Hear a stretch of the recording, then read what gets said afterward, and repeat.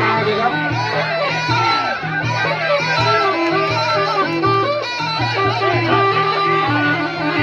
ลุ้นต่ออ้าวมันจะ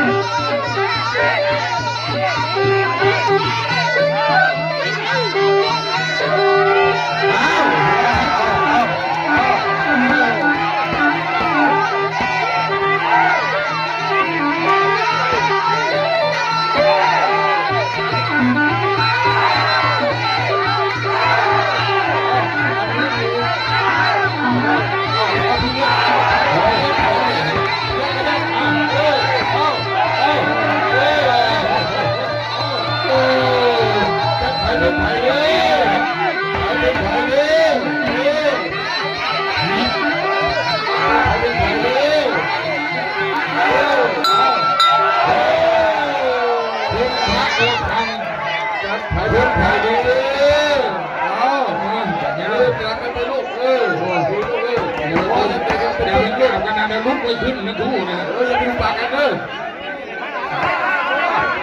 ไปทางไหนครับไปทางไหนครับโอ้จะไผ่เป็นไผ่ด้วยมาแซงเราในท้ายนะครับนี่นะบุญดีมันถึงไม่ใส่สักบาทนะ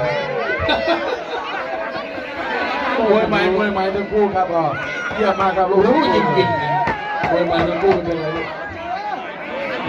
มวยใหม่ทั้งคู่นะครับคู่ต่อไปครับคู่ที่คาดว่าสนุกอีกคู่นะครับ